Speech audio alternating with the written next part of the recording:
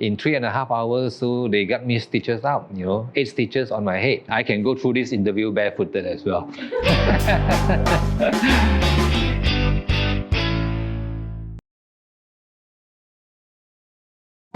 Okay, I have always been active in sports, playing table tennis for my primary school and also playing a basketball for my secondary school.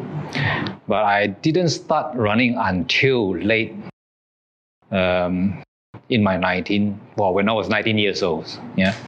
And when I was playing basketball, a few of us, always liked to play barefoot on the basketball in a small town called Pematang Pao in Penang.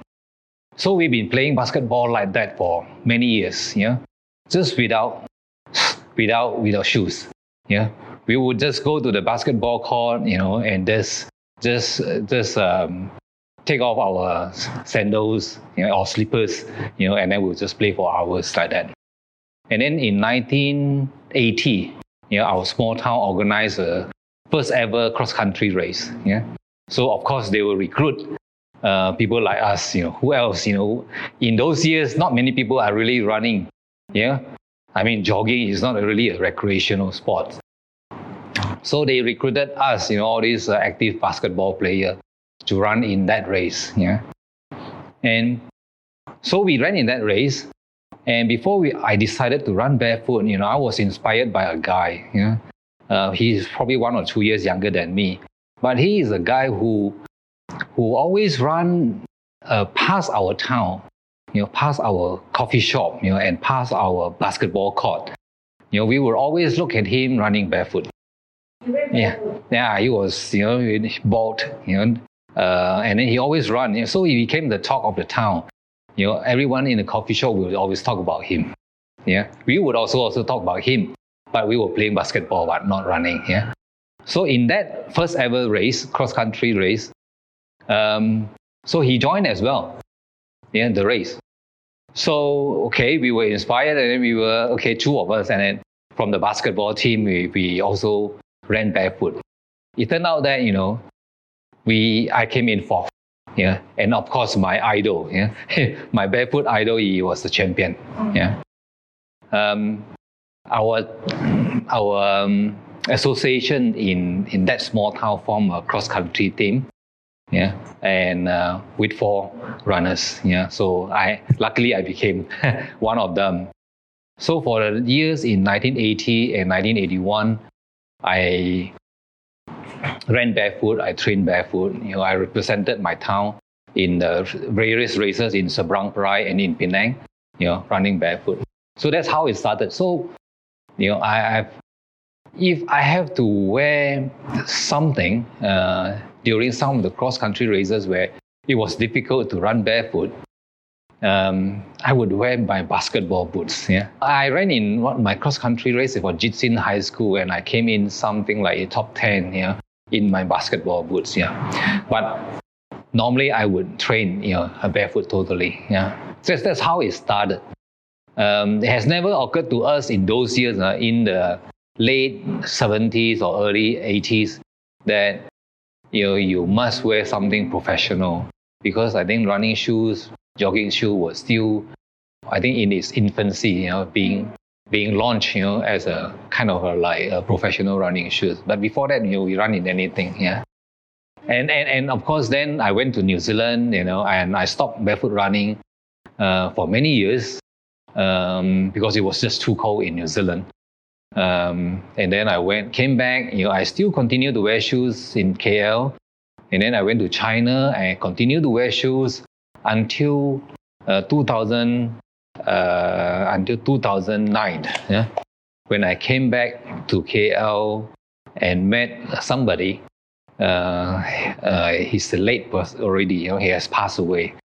He's a barefoot runner. He was a triathlete. Quite famous as well, and he happened to be bald as well. No hair. So he asked me about barefoot running. So I was quite taken aback at that time. That why would somebody run in barefoot again? Because I've been running in shoes for many years. So he helped me to recall that, I used to be a barefoot runner. And there was a book called Born to Run, which was launched also in 2000, published in 2009 maybe, and became a bestseller in the running world. This book talk about the benefits of barefoot running, and why human was born to run barefoot. What's the problem with shoes? Why a lot of runners get injury from shoes, running in shoes. So I was inspired, I went back, and then I came across a shoe called Five Finger shoe, Five Finger shoe, and then I started to train back in Five Fingers and also in barefoot. Then later on, I just got back to barefoot running again.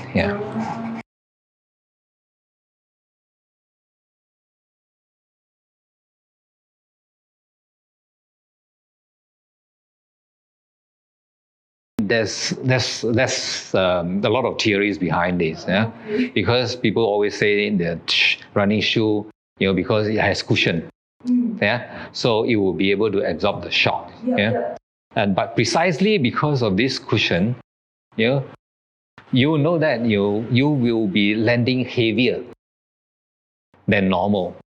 Whereas for barefoot running, we know that it will hurt if you land too heavily. If you step down too heavily, it will hurt. So we will tend to land light. Right? So when we control ourselves so that we run more lightly. When you run in shoes, you don't care. You just go as hard as possible and then you push back as hard as possible so that you can run faster. And then maybe instead of running, you'll be jumping up also a lot more higher. Whereas when you are doing barefoot running, you don't do that. Because it will hurt. So when you run lightly, then it's good for your muscles and you don't stress your joints so much. So it needs a bit of adjustment. So you feel that, somebody asked me, what is your greatest running achievement? And I'll tell them that, of the fact that I can run barefoot. Because I know that a lot of runners cannot run barefoot. And it's mainly mental.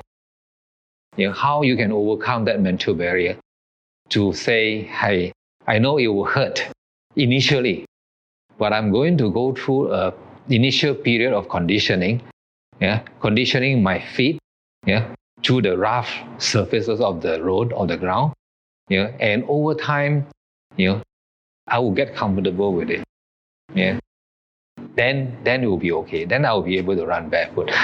A lot of people, when you ask them to do that, oh, does that mean that I have to slow down? Yes, you have to slow down. Does that mean that I cannot run as long? Yes, you cannot run so long. You have to cover a shorter distance every day, when you were conditioning. So you have to build up first. So you have to have the patience to go through that conditioning period. A lot of people don't have that. So they just give up. Because giving up is the easiest way. It's the easiest way, and then of course with all the commercial advertising of all the promotion of all the different kind of high-tech shoes here and there, people will be very tempted, to different runners for different surfaces. Yes, yes, that's right.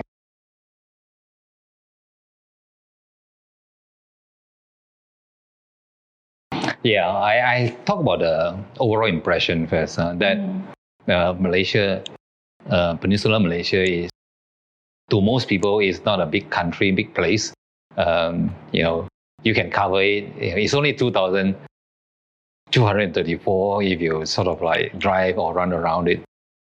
But when you're actually running, spending 31 days on the road, you'll find that there are a lot of changes, in the landscapes. From passing by a lot of oil palm plantation. The oil palm plantation are typically rolling hills. You don't find oil palm plantation on flat land. Then when you get to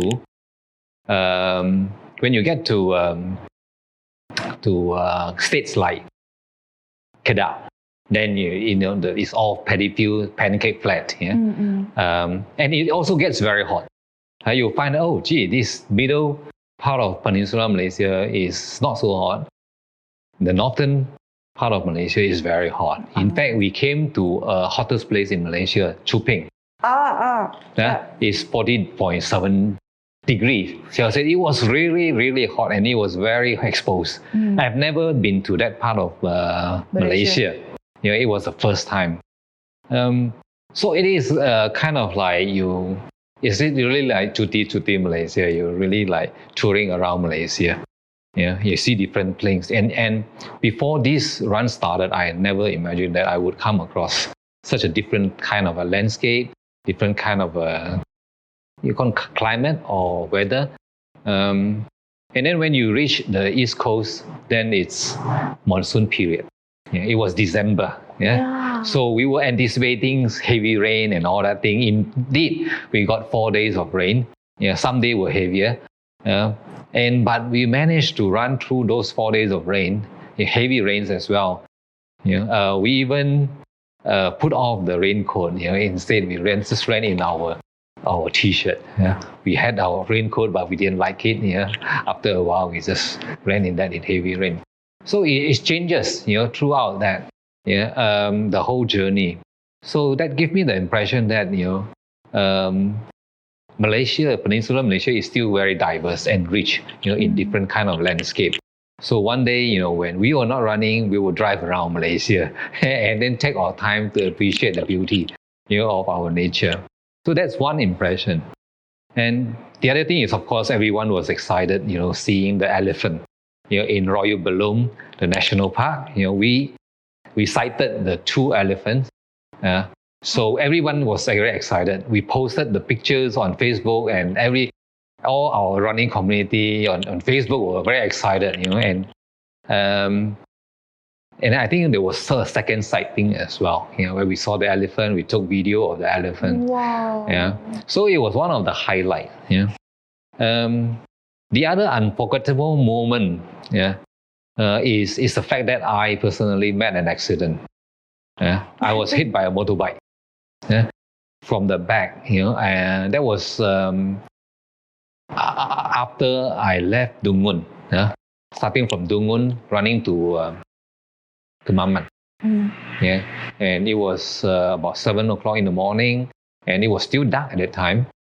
And it was drizzling, raining.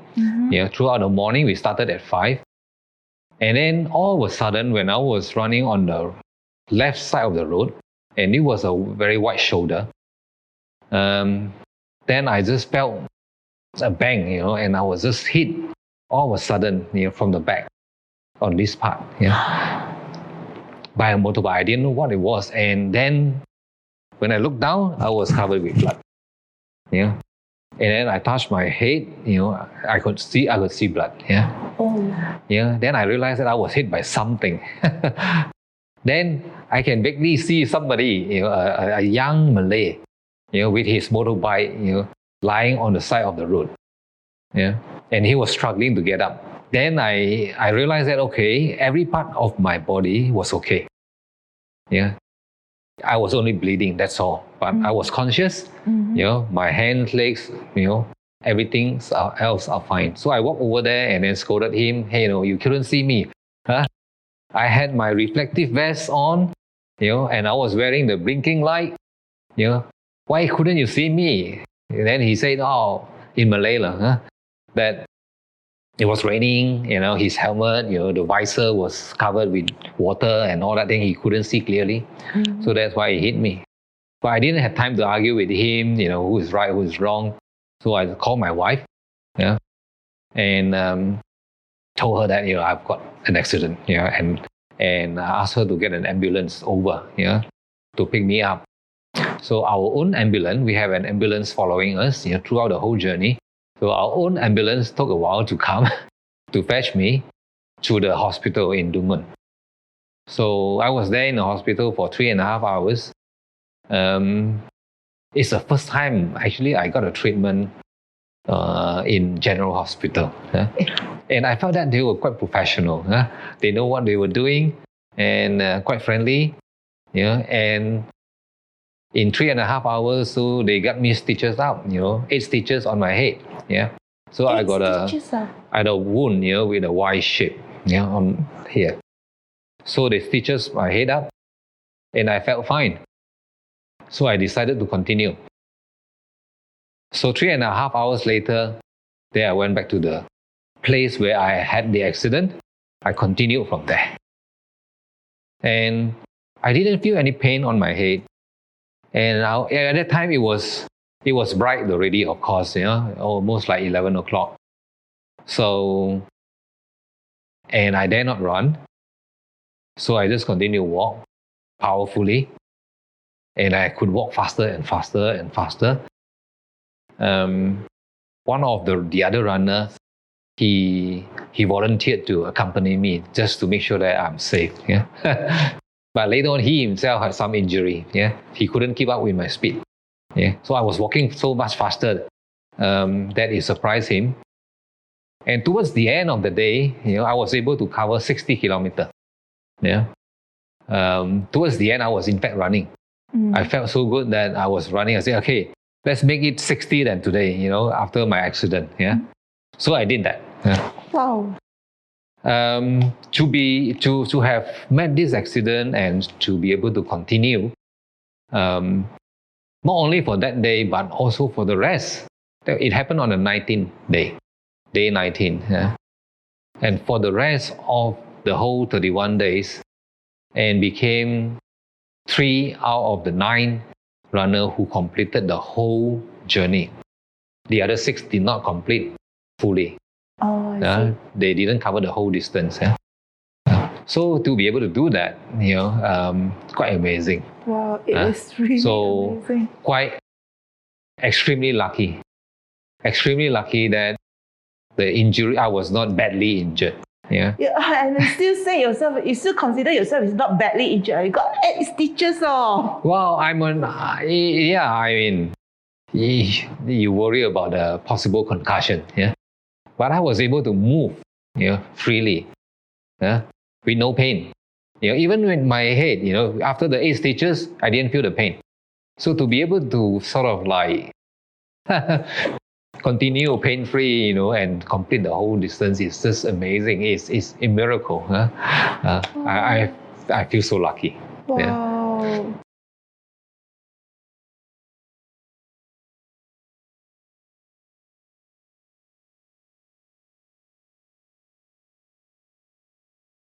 Yes, of course. Yeah, it will shape. I think, I don't know about patience, patience, because you have to be on the road, for so long, and also you have to strategize, as I say, in Chinese, 轻重缓急, how do you know when to push hard, when to take it a step back, let it go slower, and so these things through running, it's actually not like, hey, why are you not focusing on your running? Yeah, why are you thinking about other things?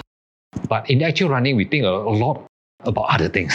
A lot of things go through our mind, especially related to your work, to your family, to whatever your daily life things. Yeah, it's during the run that you manage to solve out a lot of these problems. Yeah. So through that, you will continue, your running as a passion, as your lifestyle. Of course, people, or not every runners would have the same personality. Yeah, it will still be different. Yeah. For ultra runners, we have a community. Yeah, we are closer with each other. Yeah, than the average runner who runs short distance. Because the short distance runner, they will just come to a race, and then they will go out and run the race and finish, they go home. Whereas for us, we spend a lot of time on the road to each other. We may rest together, and we may walk together, and then we help out each other. Yeah. So the spirit of comradeship is much more. Yeah. And so the feeling of empathy is also much more. Yeah. We are more personal.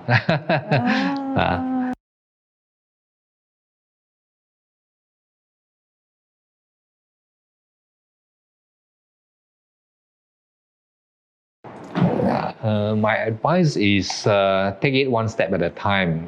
Don't think about what I have done. Think about one at a time. Firstly, you have to enjoy running first. You have to enjoy the process first. If you don't enjoy running, you won't go very far. So if you are a beginner, if you can run a 10 kilometer, go for it. And do your best in your 10 kilometer first. Don't think about, I want to run 100 kilometer. I want to prove to other people that I can do a very long distance. When you're struggling, to do decently, in a 10 kilometer. So I started with short distances. 10K, marathon, half marathon. I ran a lot of road races, trail races in New Zealand. And so it's a progression. If you cannot be good in the shorter distance, I mean, you can maybe last a long distance. You can complete a very long distance. But you will not be satisfied with your achievement. You'll be completing it in. You are not fulfilling your potential. You can actually go faster, covering a longer distance in a lesser time, but because you did not do the groundwork, you do not have the foundation. So you have not tried your best to achieve your better, faster, better results. With 5K, 10K, half marathon, and things like that. I think you need to be versatile enough. You don't go straight into ultra. Yeah.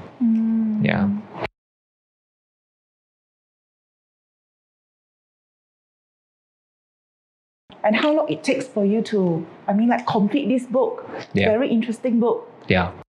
I never, when I first started running, I never thought that, my running would become something that I'll write something about. It's only when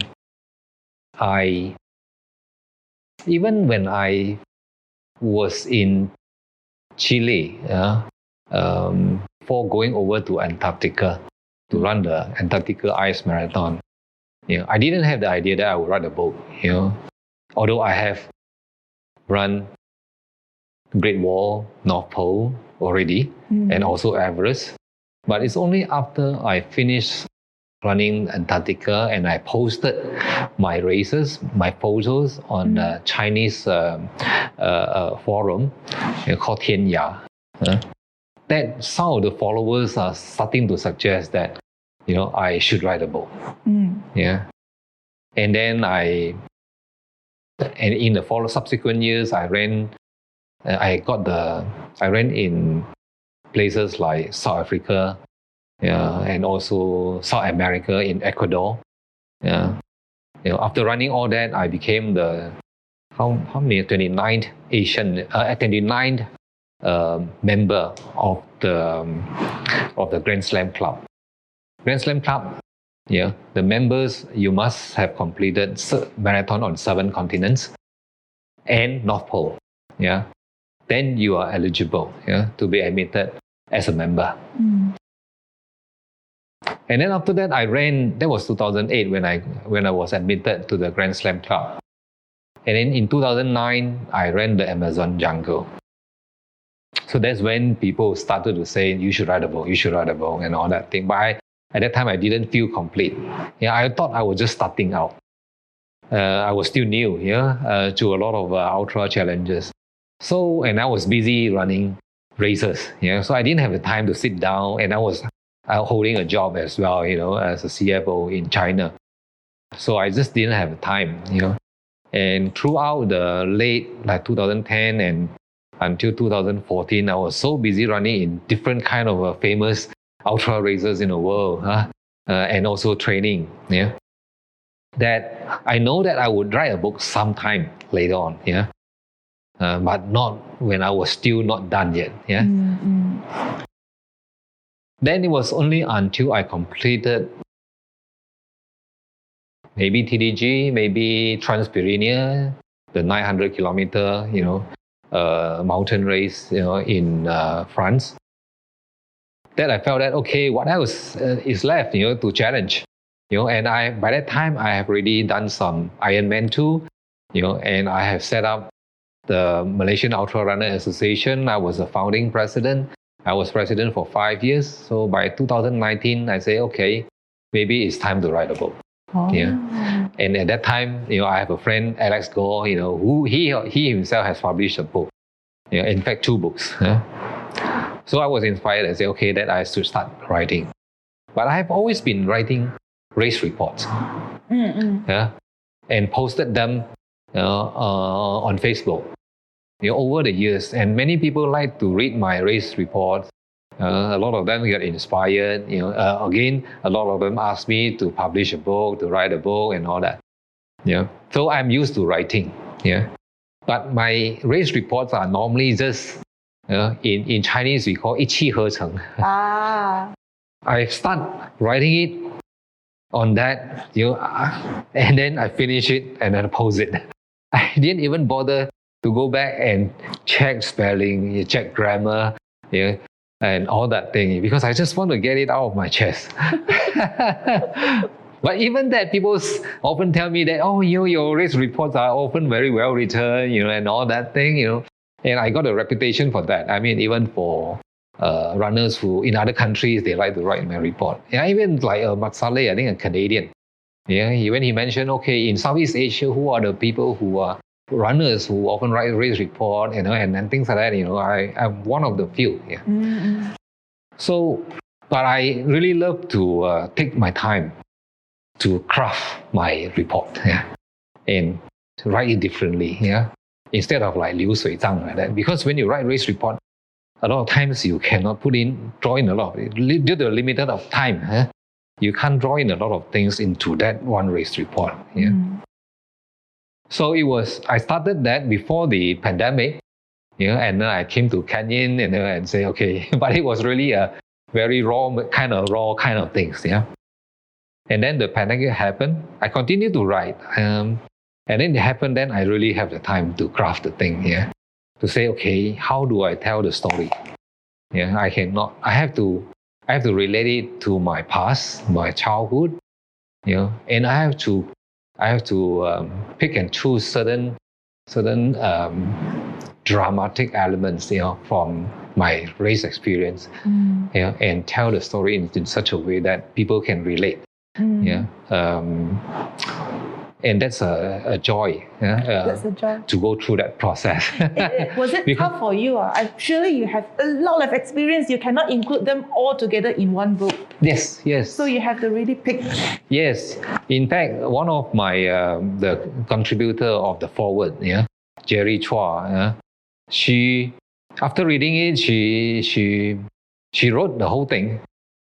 She read the whole thing. Before she wrote the foreword.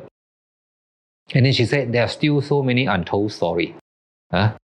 She can feel it, that you have left out a lot of things. And I told her that I have to.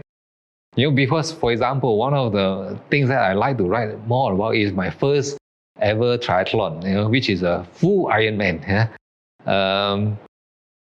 It was fun, it was very exciting. I was very nervous and all that thing. I wrote that in my race report, and a lot of people were just so surprised that I suddenly switched from ultra running to a full Ironman in my first ever triathlon.